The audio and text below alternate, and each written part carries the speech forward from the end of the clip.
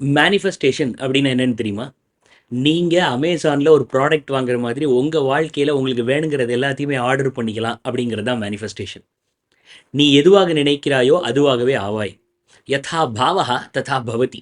இப்படின்னு ஆயிரம் ஆயிரம் வருஷமா எல்லாருமே சொன்ன ஒரு விஷயம் தான். இன்னைக்கு மார்க்கெட்டிங் வேர்ல்ட்ல, கார்ப்பரேட் வேர்ல்ட்ல, ஆண்டர்பிரினோரியல் வேர்ல்ட்ல, லீடர்ஸோட உலகத்துல எல்லாருமே சொல்லக்கூடிய ஒரு விஷயம் மேனிஃபெஸ்டேஷன். மேனிஃபெஸ்டேஷன். நம்ம ஒரு விஷயத்தை எடுத்துக்கணும். அந்த விஷயத்தை நம்ம வாழணும். எங்கே வாழணும்? மண்டைக்குள்ளே வாழணும். நீங்கள் உங்களுக்கு வேணுங்கிறது மார்க்காக இருக்கலாம், ஒரு மனிதராக இருக்கலாம், இல்லை பணமாக இருக்கலாம், இல்லை அந்தஸ்தாக இருக்கலாம், இல்லை ஒரு நல்ல ஆரோக்கியமாக இருக்கலாம், ஏன் உயிரோடு இருக்கிறதா கூட இருக்கலாம். பல பேர் இந்த மேனிஃபெஸ்டேஷனை ஃபாலோ பண்ணி மரணத்திலிருந்து ரொம்ப அருமையான ஒரு சந்தோஷமான வாழ்க்கையை வாழ்ந்துக்கிட்டு இருக்கிறாங்க. இது எல்லாமே என்ன சொல்லுதுன்னா, உங்களுடைய தாட்ஸ் கேன் பிகம் மேட்டர். உங்களுடைய எண்ணங்கள் நிஜமாவே ஒரு உயிருள்ள ஒரு விஷயமா மாற முடியும் அப்படிங்கிறாங்க. ஹிட்லரோட காலத்தில் ஒரு எக்ஸ்பெரிமெண்ட் பண்ணியிருக்கிறாங்க. 2 பேரை கூட்டு வந்து படுக்க போட்டு அவங்களோட உடம்புல கம்பியை வச்சு குத்தி ரத்தத்தை எல்லாத்தையும் நான் வந்து சொட்ட சொட்ட உங்கள் ரத்தத்தை எல்லாத்தையும் எடுத்து உன்னை கொல்ல போகிறேன் அப்படின்னு சொல்லி அவங்க உடம்புல ஒரு சிரிஞ்சை இன்ஜெக்ட் பண்ணி பைப்பை வச்சு ஒரு வாடிக்குள்ளே கனெக்ட் பண்ணியிருக்கிறாங்க. 2 பேரோட உடம்புல இருந்துமே ரத்தம் வந்து அந்த வாளியில் டொப்புக்கு டொப்புக்குன்னு சொட்டி சொட்டி விழுந்துக்கிட்டே இருக்குது. அவங்கள கையை காலை கட்டி போட்டு செத்துக்கிட்டு இருக்கிற உன் ரத்தம் வெளியே வந்துக்கிட்டு இருக்குங்கிறத அவங்க காதிலேயே கேட்குற மாதிரி சொட்ட விட்டுருக்குறாங்க.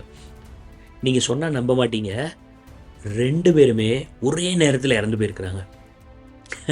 இதில் என்னப்பா விசேஷம் இருக்குது? உடம்புல இருக்கிற ரத்தம் வெளியே வந்துருச்சுன்னா சாக தானே போகிறான் அப்படின்னு நீங்கள் கேட்கலாம். இல்லை, அவங்க பண்ணது என்னென்னா, ஒருத்தருக்கு மட்டும்தான் ரத்தத்தை கண்டினியூஸாக விட்டுருக்குறாங்க.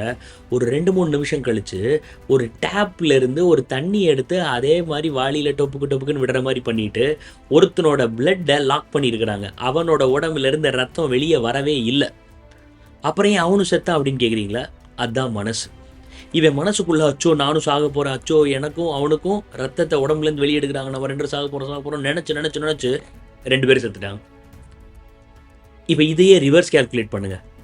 ஒருத்தன் சாக போகிறான், அவன்கிட்ட வந்து சாக மாட்டேன் உனக்கு உடம்பு சரியாயிடுச்சு அப்படின்னு சொன்னால் அப்போ அவன் சாக மாட்டானான்னு கேட்டிங்கன்னா அவன் அதை எவ்வளோ ஆழமாக நம்புகிறாங்கிறதுல இருக்குது. பல பேர் நோயில் இருந்து சரியாகி குணமானாலும் நான் நோயாளி, எப்போ வேணால் எது வேணால் நடக்கலாம் அப்படின்னு அதையே நினச்சிக்கிட்டே இருப்பாங்க. அதனால் அவங்களோட உடம்பு ஃபுல்லாக குணமாகிறது இல்லை. ஆனால் சில பேர் இருக்கிறாங்க, அவங்களுக்கு வாழணுங்கிற ஆசை ரொம்ப இருக்குது, ஏன் வாழணுங்கிற தெளிவு இருக்குது. அவங்க வந்து நான் கண்டிப்பாக வாழ, என்ன நடந்தாலும் நான் உயிரோட வாழுவேன் அப்படின்னு நினைப்பாங்க. அப்படி நினைக்கிறவங்களுக்கு சாவு வரவே வராது. அப்போ எங்கேயோ ஒரு இடத்துல 95 வயசு ஒருத்தன் உயிரோட வாழ்கிறான்னா அவனுக்கும் 40-50 வயசில் ஒருத்தன் ஹார்ட் அட்டாக்ல சாகுறான்னா அவனுக்கும் மனசளவில் ஏதோ ஒரு சம்மந்தம் இருக்குது. ஒருத்தன் மனசால் அவனோட லைஃப்பை கிவ் அப் பண்ணால் மட்டும்தான் நிஜத்தில் உடம்புல இருந்து உயிர் பிரியும் அப்படிங்கிறாங்க. என்னால் நம்பவே முடியாத சில விஷயங்கள் இருக்குது. அவங்க எல்லாருமே சொன்ன ஒரு விஷயம் என்னென்னா, மரணம்ங்கிறது முதல்ல நம்ம மனசில் நடக்கும், அதுக்கப்புறம் தான் ஃபிசிக்கலாக உடம்புல நடக்குங்கிறது. அப்போ இந்த உலகமே மிரண்டு போகிற பயப்படுற மரணமே அப்படின்னா நம்ம பாஸ் ஆகிறது, மார்க் எடுக்கிறது, வேலை கிடைக்கிறது, கல்யாணம் பண்ணுறது, லவ் பண்ணுறது, சக்ஸஸ்ஃபுல் ஆகிறது, சம்பாதிக்கிறது, கிளையண்ட்டை பிடிக்கிறது, வளர்றது, இது எல்லாம் எப்படி? எல்லாமே பாசிபிள். குள்ளமாக இருக்கிறவன் ஹைட் ஆகிறதும், குண்டாக இருக்கிறவன் ஒல்லி ஆகிறதும், நோயாளி ஆரோக்கியமாகிறதும், கம்யூனிகேஷனே பண்ண முடியாதவன் ரொம்ப இன்ஃப்ளூயன்ஷியலாக கம்யூனிகேட் பண்ணி மார்க்கெட்டிங் பண்ணி ஒரு பெரிய சக்ஸஸ் அடைகிறதும் எல்லாமே பாசிபிள். இது எல்லாத்துக்கும் நீங்கள் பண்ண வேண்டியது மேனிஃபெஸ்டேஷன். என்னப்பா நீ மேனிஃபெஸ்டேஷன்ங்கிற என்னன்னு சொல்ல மாட்டேங்கிறீ அப்படின்னு கேட்குறீங்களா? ரொம்ப சிம்பிள். நிமிர்ந்து உட்காந்துக்கோங்க. நம்ம போன வீடியோவில் சொன்ன மாதிரி என்னென்ன பண்ணணும், உங்கள் வாழ்க்கை எதெல்லாம் வந்து உலகொண்டது, உங்கள் வாழ்க்கையில் என்னெல்லாம் இருக்குது உள்ளே இருக்குது அப்படிங்கிறத எழுதி எந்த மாதிரியான ஒரு வாழ்க்கையை அடுத்த 1 வருஷத்தில், 3 வருஷத்தில், 5 வருஷத்தில் நான் வாழ போகிறேன், எப்படிப்பட்ட ஒரு மனிதனாக நான் ஆக போகிறேன் அப்படிங்கிறத எழுதுங்க. அந்த எழுதுனதை தினம் படிங்க. நான் உங்களுக்கு வீடியோஸ் காட்டுறேன். இந்த எழுத்து இப்போ உங்களுக்கு ஸ்க்ரீன் முன்னாடி தெரிகிற இந்த ஹேண்ட் ரைட்டிங் வந்து என்னோடது இல்லை, மைக்கேல் ஜாக்சனோடது. மைக்கேல் ஜாக்சன் அவரோட கையாலேயே என்னை வந்து எம்ஜின்னு கூப்பிடுவாங்க, உலகத்திலேயே பேர் போன ஒரு என்டர்டெய்னராக நான் ஆக போகிறேன், இந்த செஞ்சுவரியிலேயே நான் தான் பெரிய ஆளாக போகிறேன் அப்படின்னு. ஆனால் நிஜத்தில் எவ்வளோ பெரிய ஆளானார் தெரியுமா? உலகத்திலேயே ஜீசஸுக்கு அடுத்தபடியாக எல்லாருக்கும் தெரிஞ்ச ஒரு பேர் அப்படின்னா மைக்கேல் ஜாக்சனோட பேர். அந்த அளவுக்கு ஒரு பிரபலத்தை அவரால் அடைஞ்ச முடிஞ்சதுக்கு காரணம் அவருக்கு என்ன வேணுங்கிறது அவருக்கு தெரிஞ்சிருந்தது, தினம் அதை கேட்டுக்கிட்டு இருந்தார். எனக்கு மட்டும் ஏன் இப்படி நடக்கு, எல்லாம் நல்லா இருக்கிறான் பாரு, நமக்கெல்லாம் எப்படி கிடைக்கும், இதெல்லாம் லக் இருந்தால் தான் வரும் இப்படின்னு புலம்புனா நீங்கள் என்ன விஷயத்துக்கு புலம்புறீங்களோ அதான் உங்கள் வாழ்க்கையில் நடக்கும். இன்னொருத்தரை பார்த்து வயிறு எரிஞ்சிங்கன்னா கண்டிப்பாக உங்களுக்கு ரொம்ப வாய்ப்பு கிடைக்கும் வயிறு எறிகிறதுக்கு. இன்னொருத்தரை பார்த்து நீங்கள் வருத்தப்பட்டீங்கன்னா உங்களுக்கு வருத்தப்படுறதுக்கு நிறைய காரணம் கிடைக்கும். இன்னொருத்தரை பார்த்து சந்தோஷப்பட்டு நல்லா இருக்கான் அப்படின்னு நினச்சிங்கன்னா உங்களுக்கு அதே விஷயம் நடக்கும்.